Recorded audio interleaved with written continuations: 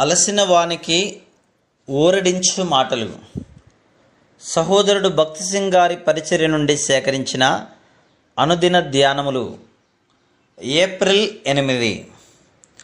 ఇశ్రాయేలు పరిశుద్ధ దేవుడగు సృష్టికర్త అయిన యెహోవా ఈ మాట సెలవిచ్చుచున్నాడు. నా హస్తకార్యములను గూర్చియు నాకే ఆజ్ఞాపించుడి. యెషయా గ్రంథము 45:11. అబ్రహాము దేవుడు అతనికి చెప్పినట్లు చేయుటకు సిద్ధపడెను. ఆదికాండము 50:22. దేవుడు నీ కుమారుని తీసుకొనుము అని చెప్పెను. అతడు తన కుమారుని తీసుకొనెను, కట్టెలు కూడా తీసుకొనెను. దేవుడు అతనికి ఒక బలిపీఠమును కట్టమని చెప్పగా అతడు హృదయములో ఎట్టి ప్రశ్న కానీ అనుమానము కానీ లేకుండానే బలిపీఠమును కట్టెను. సర్వశక్తిగల దేవునితో నిజమైన స్నేహము అన్నది ఆ విధంగా నుండును. దేవుడు అవును అని నేడలా నేను అవును అందును.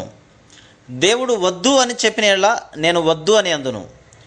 దేవుడు వెళ్ళుము అని చెప్పిన ఎడల నేను వెళ్ళెదను. ఆయన ఉండుము అని చెప్పిన ఎడల నేను ఉండెదను.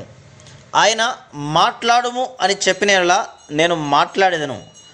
అటువంటి స్నేహమే నిన్ను ప్రతి పర్వతం మీదికి మోసుకొని పోవుటను కనుగొనెదవు.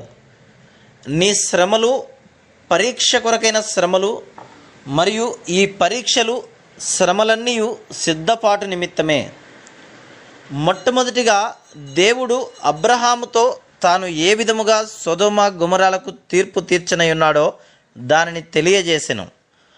ఆదికాండము 22:17లో దేవుడు భూలోకమందలి దేశములన్నీ ఏ విధముగా తన సంతతి ద్వారా ఆశీర్వదించబడనై ఉన్నవో అతనికి తెలియజేయగోరెను. ఆ సంతతి ప్రభువైన యేసుక్రీస్తే. ఆ సంతతి ద్వారా కలుగు ఆశీర్వాదములలో అబ్రహాము కూడా పాలిభాగస్థుడే. అంధకార సంబంధమైన శక్తులన్నిటి మీద, దేవుని శత్రువులందరి మీద ఆ సంతతి పొందిన విజయం యొక్క ఫలమును అతడు కూడా అనుభవించును. ఆయన విజయము యొక్క ఫలమును ఆయన యందు అనుభవించు ఆధిక్యత మనకును కలదు. పరలోక స్థలములలో అంధకార సంబంధమైన శక్తులన్నిటి మీద ఆయన విజయమునందు మనకు పాలిభాగము కలదు. దేవునికి స్నేహితుడుగా ఉండుట అనగా ఇదే. 13వ వచనము దేవుడు అబ్రహాము విషయములో ఇంకా ఎట్టి స్నేహమును కలిగి ఉన్నాడో బయలుపరుచున్నది. ఆ పొట్టేలు పొదలో తగులుకొని ఉండుట అది ఎక్కడికో పారిపోనని కాదు. అది పొదలో తగులుకొనకుండగానే దానిని దేవుడు అబ్రహాము ఎదుటికి తీసుకుని రాగలడు. కానీ దేవుడు అబ్రహామునకు ప్రాముఖ్యమైన పాఠములు నేర్పిస్తున్నాడు. అంతిమ పరీక్షలో విజయము పొందిన తర్వాత పొదలో తగులుకొని ఉన్న పొట్టేలును చూచెను. ఈ పొట్టేలు యేసుక్రీస్తు ప్రభువును సూచించుచున్నది.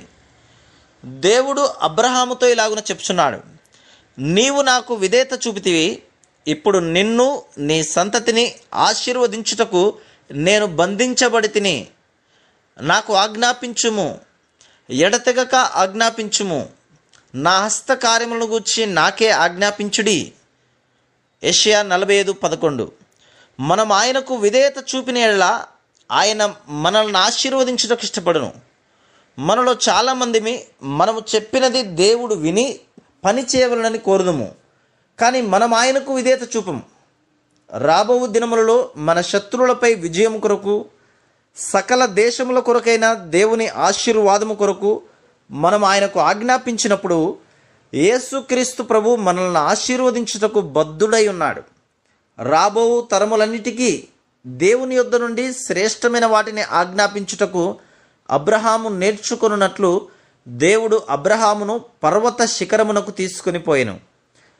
దేవునితో స్నేహము చేయుట అను పర్వతమును ఎక్కుటకు నీకు కోరిక కలదా? నీవు దేవుని స్నేహితునిగా నుండగోరుచున్నావా? నీవు దేవుని స్నేహితునిగా నుండగోరిన ఎడల అబ్రహాము జీవితములో ఆ రహస్యమంతయు బయలుపరచబడుటను నీవు కనుగొందువు. ముఖ్యముగా ఆదికాండము 22వ అధ్యాయంలో బయలుపరచబడెను. Praise the lord.